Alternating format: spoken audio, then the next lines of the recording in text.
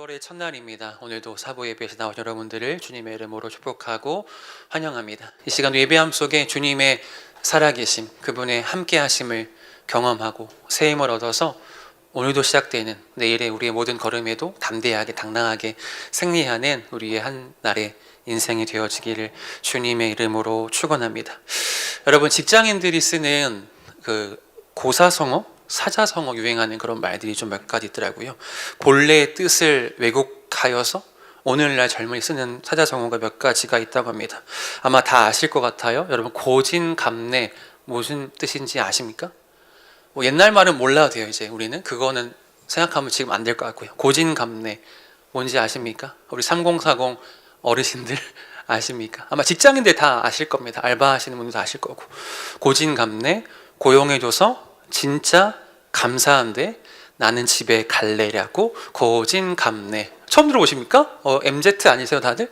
이런 고진감래가 있더라고요. 아마 회사에서 내일 아마 출근하면 또 고진감래를 마음속에 깊이 외치지 않을까. 또 이랑 또 비슷한 단어가 또 하나 있더라고요. 오매불망. 오매불망. 이건 좀 더 낯설 거예요. 오매불망. 오늘도 매 순간 뭐죠? 제가 쏘는 잘 안 보입니다. 잠시만요. 요즘에 눈이 이게 아직 그런 나이가 아닌데 오늘도 매 순간 불타오르는 칼퇴 희망. 그래서 이제 오매불망이라는 그런 뜻이 있다고 하더라고요. 혹시 지금도 앉아 계셔서 오매불망 생각하고 계신 분은 안 계시리라 믿습니다. 이번엔 진짜 사자성어로 올게요. 풍전등화라는 말 여러분 아십니까? 풍전등화. 그 말 그대로 풀이하면요, 바람 앞에 등불이라는 뜻인데요. 어떠한 느낌이 오십니까? 뭔가 이미지만 봐도 뭔가 안전한 상황이 아니라 뭔가 불안전한 느낌이 조금 떠오르시지 않을까 싶어요. 사전적인 의미로 본다면요, 이 풍전등화는 무언가 매우 위태로운 처지에 놓여 있음을 비유하는 말이라 합니다. 등불이 바람 앞에 있으니 언제 꺼질 줄 모른다는 거죠. 이처럼 위태로운 처지를 우리는 풍전등화라고 이야기합니다. 언제 이 말이 조금 나오냐면요, 보통 사극 장르의 드라마나 영화를 보면 뭔가 나라가 위협에 처했을 때, 적군의 침입이 코앞에 있을 때 나라의 상황이 풍전등화와 같습니다. 그렇게 이제 대사가 나오기도 하고요. 이뿐만 아니라 기관이나 단체나 혹은 개인의 상황, 불안전한 이 상황들을 보면서 마치 지금 위치의 상황이 풍전등화, 바람 앞에 등불처럼 불안하다 이렇게 말하기도 한다고 해요. 그런데 오늘날 우리의 삶도 마찬가지 같아요. 우리의 인간관계라든지 학업이나 취업이나 연애나 신앙, 어느 것 하나 쉬운 것 없는 시대를 살아가는 마치 우리의 모습이, 또한 내면에는 죄책감이나 후회나 실패감이나 또한 하나님 앞에 부끄러움의 모습들까지 다 겹쳐서 지금 당장은 불이 붙어 있지만 언제 꺼질 줄 모르는 우리의 삶이 그렇게 풍전등화와 같지 않은가 생각이 되어집니다. 그런 의미에 본다면요, 어쩌면 죄 아래 있는 우리 모든 인간의 삶이 마치 바람 앞에 등불처럼 언제 꺼질 줄 모르는 불안전한 상황에 있다고 할 수 있겠죠. 지금 당장은 불이 붙어 있지나 당장은 목에 숨이 붙어 있지만 언제 그 생명이 거두어질지, 언제 죄로 인해 그 생명이 끝이 날지 모르는 우리의 인생이 마치 풍전등화와 같죠. 그렇다면 왜 우리의 인생은 그렇게 불안전한 흔들림 속에 날만 살아갈까요? 바람 앞에 등불처럼 안전할 것 없이 그렇게 늘 흔들리며 살아갈 수 없는 우리 인생은 왜 꼭 그러한 모습이어야 할까요? 그 이유는 바로 명확합니다. 바로 우리 모든 인간은요, 아담의 범죄 이후에 우리 모든 인간은 죄 아래, 사망 아래서 사망의 지배 아래 놓여 있기 때문에 모든 인간은 바람 앞에 등불처럼 불안전한 세상을 살아갈 수밖에 없다는 거죠. 그렇게 우리 모두는요, 죄 아래 태어나서 죄의 종으로 살게 되어졌습니다. 창조주 하나님을 거역하고 그분께 등을 돌린 채 하나님과 단절된 삶을 살면서요, 결국 안타깝게도 죽음을 향해서 쉬지 않고 달려가는 존재가 되어버린 거죠. 참으로 절망적이고 안타까울 수밖에 없죠. 이처럼 우리의 모습을 보면요, 우리는 작은 실수 앞에 날마다 넘어지고 실수합니다. 근데 만약 우리의 인생이 그렇게 사망으로 끝이 난다면, 우리 인생이 전부라면 우린 감히 하나님 앞에 이 시간 나와서 예배할 수 없겠죠. 하나님 우리를 기억하셔서 사랑의 하나님은 우리를 결코 버려두지 않으시고요, 우리에게 회개라는 놀라운 선물을 주셔서 죄로 끊어진 하나님과 우리의 관계를 다시 한번 회복시켜 주셨습니다. 그 사랑이 있었기 때문에 오늘 우리는 주 앞에 나와 이 시간 예배할 수 있는 거죠. 특별히 오늘 우리가 함께 읽은 시편 51편의 말씀은요, 우리에게 진정한 회개가 무엇인지, 그리고 그 회개를 통해서 하나님께서 우리에게 어떠한 은혜를 주시는지를 우리에게 보여주는 시편입니다. 이 말씀을 통해서 우리가 하나님의 크고 놀라운 자비와 회복의 은혜를 경험하는 복된 시간 되어지기를 주님의 이름으로 축원합니다.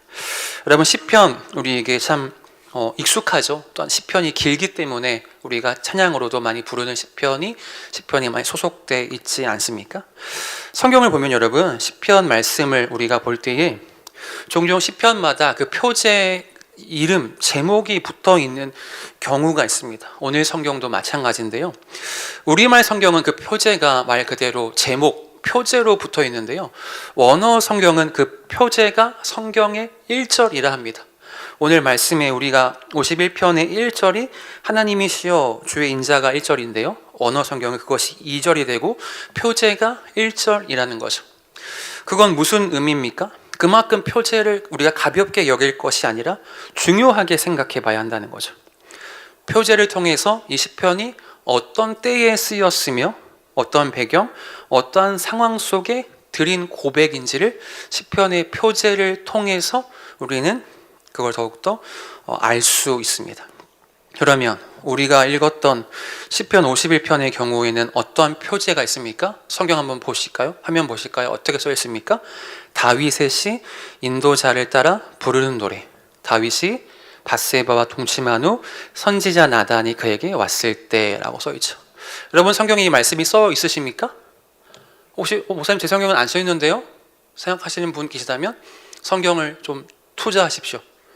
좀 작은 걸 써서 안 써 있다면 아무쪼록 시편 오늘 말씀이 그렇게 써 있어요.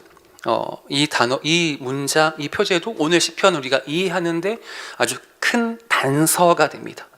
우리가 아마 많이 들어왔을 말씀이죠. 사무엘하 11장에 기록되어 있는 말씀인데요, 우리가 알고 있는 위대한 다윗 왕이 실수를 합니다. 범죄를 저지릅니다. 자신의 충성된 종의 아내를 범하게 되죠. 자신의 충성된 종 우리아의 아내를 범하게 됩니다. 그뿐 아니라 그 남편, 그것을 범죄를 감추기 위해서 그 남편을 전쟁터의 최전방에 세워서 죽게 만듭니다. 이 일은 어쩌면 단순한 실수라 보기 어렵죠. 정말 치밀하고 계획적인 의도적인 죄라 할 수 있고요, 다윗은 그렇게 간음죄뿐 아니라 충성스러운 신하를 죽음에 몰기까지 한 살인죄까지 범한 아주 큰 죄를 다윗은 저지르게 됩니다.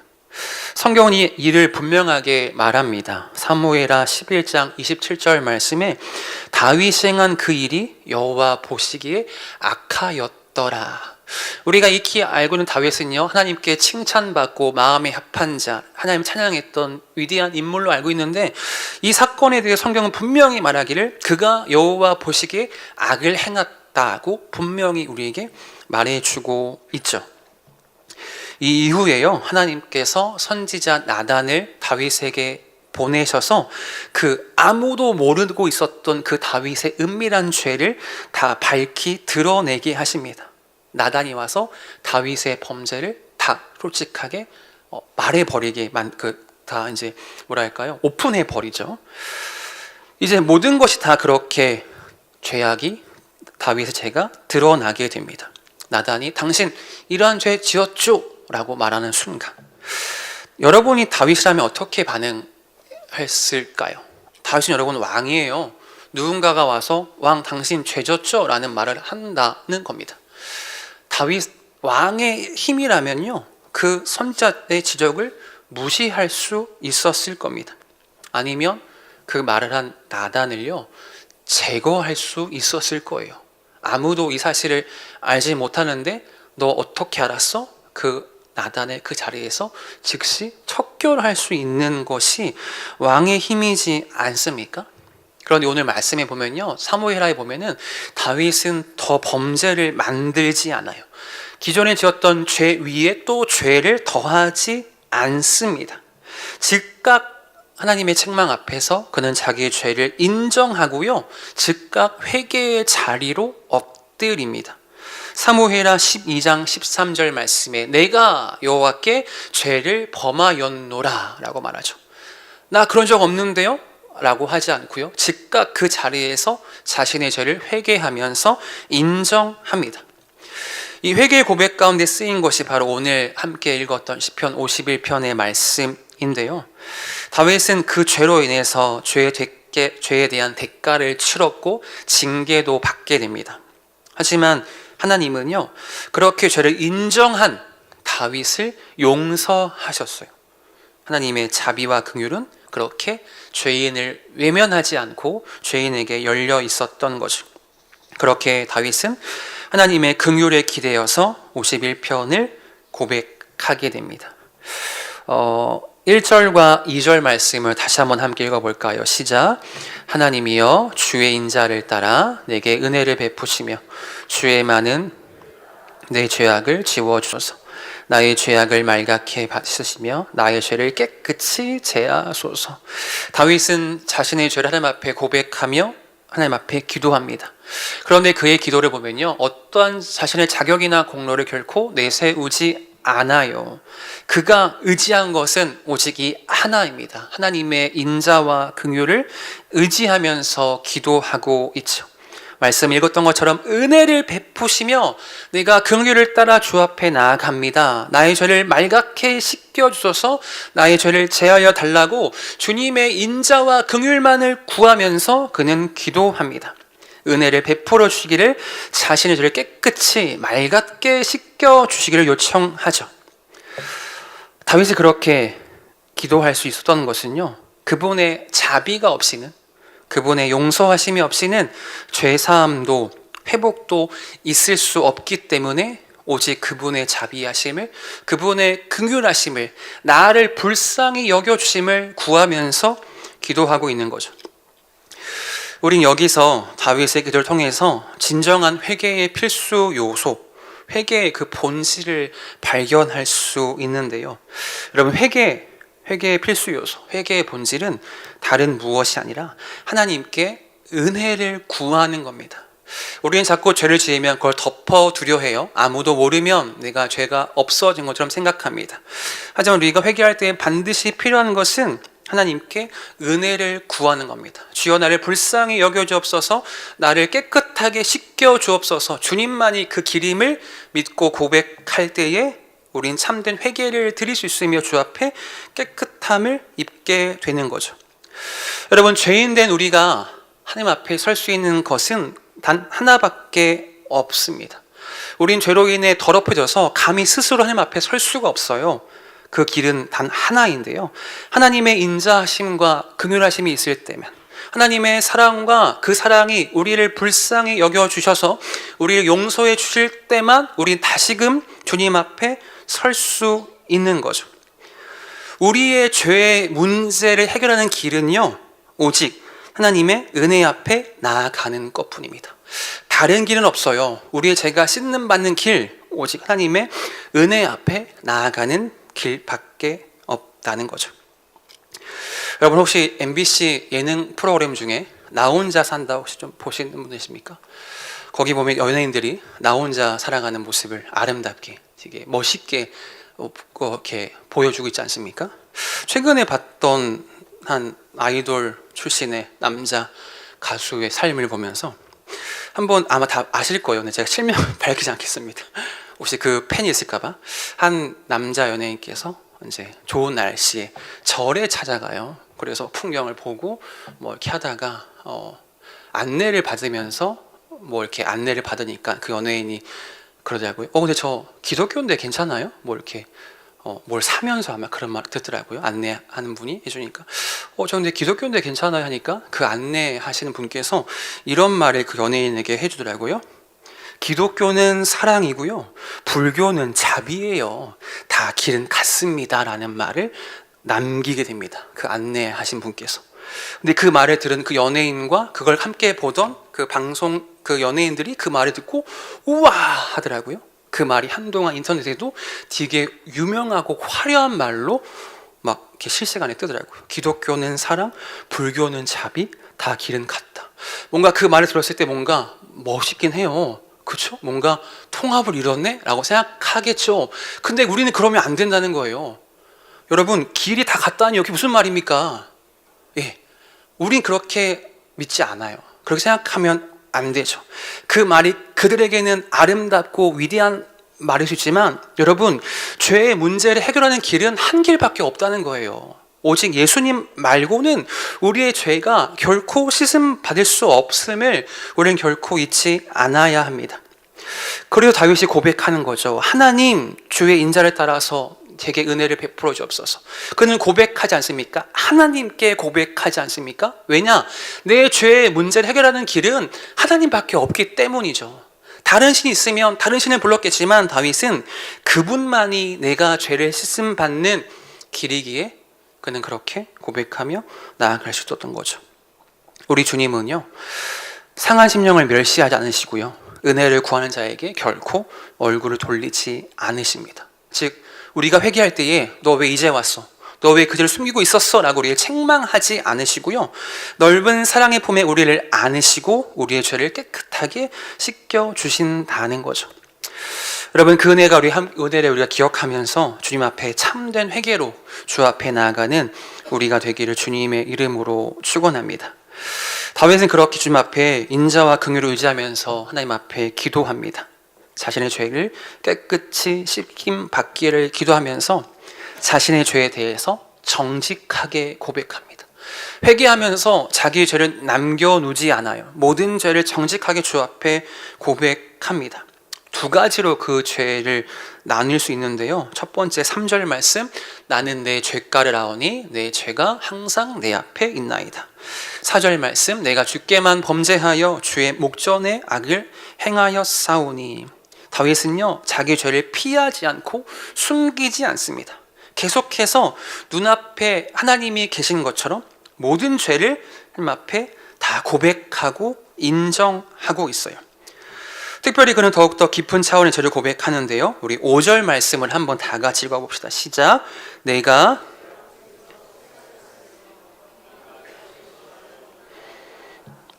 다윗은 말하기를요, 지금 내가 이 죄만을 말하지 않고요, 인간으로 태어날 때부터 죄된 본성이 있음을 고백하면서 회개하죠.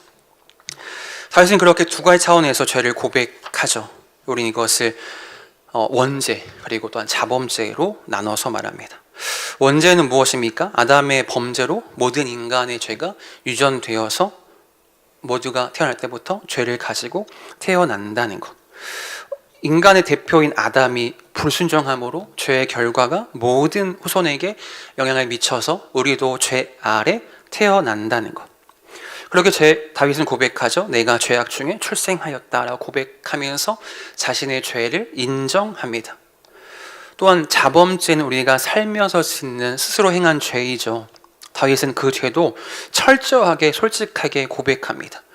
1절과 3절과 1절과 2절과 3절과 7절 꼭 집에 가셔서 읽어보시면요, 그가 강조하는 말이 있어요. 내 죄악이, 나의 죄가, 내 죄가, 그렇게 자신의 죄를 말하면서 반복하면서 내가 행동으로 지은 죄를 그는 철저하게 고백합니다. 뭉뚱그려 말하지 않아요. 나의 죄를, 내 죄악을 철저하게 주 앞에 회개하는 거죠. 여러분, 이처럼 다윗조차도 우리 인간의 모두는요, 이렇게 태어날 때부터 죄 아래 있고요, 매일같이 죄를 짓고 살아가는 인생인데 무슨 소망이 있겠습니까? 이런 인생이에요. 죄는 그렇게 우리를 끝없이 추적하게 만들고 절망과 수치와 상실과 비참함을 반복하게 만들 뿐인데 우리의 삶에는 무엇이 소망일 수 있을까요? 그게 끝이라면 우리 인생은 아무것도 없겠죠. 그렇게 죄는 결국 우리를 하나님의 진노와 영원한 형벌로 이끌지만 우리가 여기서 기억해야 할 것은 우리가 그거 정직하게 마주할 때에 나의 죄를 정직하게 주 앞에 고백하며 그 죄를 내가 정말 주 앞에 직면할 때에 우리 하나님의 은혜가 얼마나 큰지 깨달을 수 있고요. 회개가 얼마나 절박하게 필요한지 우린 깨닫게 되는 거죠. 성경은 말하기를요, 우리 하나님을 구원의 하나님이라고 이야기합니다. 다윗은 그렇게 하나님을 구원의 하나님, 그리고 나의 하나님이라고 고백하고 있어요. 14절 말씀인데요, 함께 읽어볼까요? 시작. 하나님이여, 나의 구원의 하나님이여, 피 흘린 죄에서 나를 건지소서. 이 고백은 그냥 단순한 고백이 아니라 그 은혜를 경험한 자만이 할 수 있는 진솔하며 솔직한 고백인 거죠. 다윗이 그렇게 하나님을 부르셨던 이유는 하나님께서 그에게 은혜를 베풀어 주셨기 때문이죠. 스스로 빠져나올 수 없는 그 죄악의 우렁텅이에서 하나님이 그를 건져주셨기 때문에 다윗은 하나님을 나의 하나님, 구원의 하나님이라 그렇게 고백하며 부를 수 있었던 겁니다. 죄로 인해 소망 없던 우리의 인생에 주님은 찾아오셨어요. 진노와 저주로 죽을 수밖에 없는 우리를 위해서 주님은 찾아오셔서 우리에게 허락하신 선물이 있습니다. 그것이 바로 믿음, 그리고 회개인 거죠. 죄 가운데 살고 죄를 지으며 살면서 죄로 인해 눈이 가려져서 어둠 속에 허우적거리는 인생이 다시 죄를 깨닫고 죄인임을 인정하며 고백할 수 있도록 주님은 우리에게 회개라는 놀라운 선물을 우리에게 허락해 주셨다는 거죠. 다시 우리가 생명과 구원에 이르는 길, 죄로 인해 끊어진 하나님과 다시 우리가 연결될 수 있는 유일한 길은 주 앞에 엎드려 오직 회개하는 것뿐입니다. 회개. 회개가, 이 단어가 우리가 낯설지 않죠. 회개, 우리가 어쩌면 주일 설교에서 늘 듣는 말씀 묵상하는 가운데도 회개하기를 결단할 겁니다.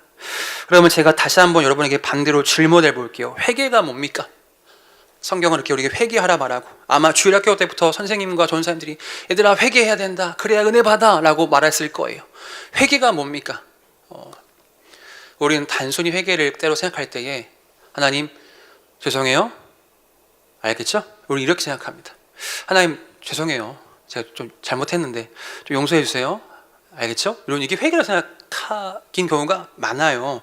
회개 기도하라니까 그렇게 회개를 기도합니다.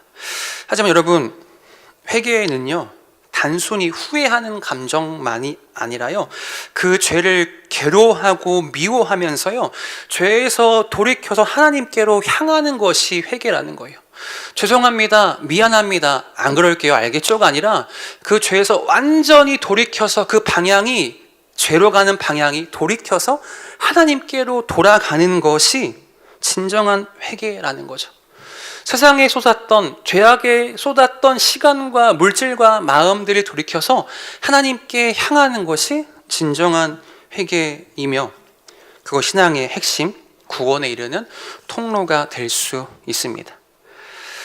하지만 우리가 오해하지 말 것은요, 내가 회개했으니 구원 받을 수 있겠네 라고 생각하는 것은 위험한 생각이라는 거죠. 회개 역시 내가 이루어낸 결과가 아니라 하나님께서 은혜로 주신 선물이라는 겁니다. 선물은 내가 잘나서 받는 게 아니라 주는 사람이 사랑하는 마음으로 거저 주는 게 선물인데요, 이 회개의 선물이 내가 잘나서 받은 것이 아니라 주님께서 우리를 사랑하셔 주셨기 때문이라는 거죠. 그렇게 돌같이 굳은 우리의 상태를 주님께서 다시 한번 회복해 주실 수 있도록 여신 길이 바로 회개입니다. 여러분 기억합시다. 회개는요, 생명에 이르는 회개는 바로 하나님께서, 생명에 이르는 회개, 구원을 주시는 그 은혜는요 하나님의 은혜로부터 시작이 된다는 거죠. 하나님께서 우리의 죄를 깨닫게 하시고 그 죄를 고백하며 돌이킬 수 있도록 하나님께서 회개의 길을 여시는 겁니다. 하나님께서 그 기회를 우리에게 주시는 거죠. 우리는 그 은혜를 기억하면서 그 죄를 직면해야 하고요. 그 죄를 슬퍼하면서 오늘 다윗의 고백처럼 말갛게 그 죄악이 씻겨지기를, 깨끗이 제하여 주시기를 기도할 때에 주님의 놀라운 선물을 은혜로 누릴 수 있다는 거죠. 이것만 말씀드리고 말씀을 정리해 보려 하는데요. 그렇다면 구원의 은혜를 받은 사람은 어떠한 모습을 보일까요? 그들은요, 자신의 죄를 괴로워합니다. 그 죄를 미워합니다. 은혜를 받은 사람은요. 또한 은혜를 받은 사람은 죄에서 돌아서서 하나님께로 향한다고 합니다. 그 죄가 얼마나 심각한지 알기 때문에, 그 죄 때문에 하나님께서 얼마나 큰 고통을 당하셨는지 알기 때문에 그 은혜를 받은 사람은 죄에서 돌아서서 하나님께 향한다는 거죠. 하나님의 자비와 용서를 진심으로 이해합니다. 여러분, 하나님의 백성은 어쩌면 단순히 착하게 사는 것이 하나님 나라의 백성이 아니라요, 회개를 통해서 하나님께 끊임없이 방향을 바꾸어 나가는 사람이 진정한 하나님의 백성이라는 거죠. 그저 착한 것뿐 아니라 회개하며 날마다 하나님께로 돌이켜 돌아가는 사람이 하나님의 백성된 사람이 아닐까요? 말씀을 정리합니다. 우리 인생은 설교 제가 서두에 말씀드린 것과 같이 풍전 등화와 같이 바람 앞에 있는 등불처럼 언제 꺼질 줄 모르는 위태로운 상황 가운데 살기도 합니다. 특별히 죄의 비참함 속에 허우적거리면서요, 좌절하고 낙심하는 것이 우리의 오늘날의 모습이 아닐까요? 하지만 기억합시다. 우리 주님은 그런 우리를 위해서 구원의 은혜를 베풀어 주셨다는 거죠. 놀라운 선물을 우리에게 허락해 주셨습니다. 그렇게 생명에 이르는 회개를 허락하신 은혜의 하나님은요, 오늘도 상하고 통회하는 마음으로 주 앞에 나오는 자를 결코 외면하지 않으시고 상한 심령으로 드리는 예배를 기쁘게 받으십니다. 그런 의미에서 본다면 우리가 죄를 회개하고 하나님께 말씀에 순종하려고 애쓰는 그 모습부터가 하나님께 진정으로 드리는 진짜 예배인 거죠. 사랑하는 믿음의 동역자된 우리 동독의 모든 성도 여러분, 구원의 하나님이 베푸신 그 은혜를 의지하면서 날마다 주 앞에 회개하는 우리가 되기를 소망합니다. 그리고 우리의 마음을 새롭게 하여서 주님, 내가 이제는 주의 말씀대로 살겠습니다. 죄를 향했던 나의 방향이 돌아서서 주님께로 향하여 살겠습니다. 그렇게 결단하며 순종하는 우리의 삶이 되기를 소망합니다. 바라비는 이번 한 주간도요, 하나님의 그 은혜를 의지하면서 내 안의 죄를 괴로워하고 미워하면서 그 죄로부터 돌아서서 하나님께로 향하는 삶을 힘써 살아가기를 소망합니다. 여러분, 돌아선다는 것은요, 이렇게 가던 길을 살짝 이렇게 비켜가는 게 아니라요, 완전히 돌아서서 가는 것이 돌아서는 거거든요. 살짝 40도, 50도가 아니라 완전히 돌아서서 하나님께 향하는 삶이 되어야 한다는 거죠. 바로 그러한 삶이 하나님께서 함께 하시고 그런 우리의 삶을 생명의 길로 인도해 주십니다. 바라기는 그 은혜가 이 시간 예배한 우리 모두에게 날마다 경험되어지기를 주 예수 그리스도의 이름으로 축원합니다. 이 시간 함께 찬양하며 기도하기 원하는데요, 이 시간 주보혈 날 정결케 하고 주의 손에 나의 손을 포개고 함께 찬양하며 기도의 자리에 나아가겠습니다.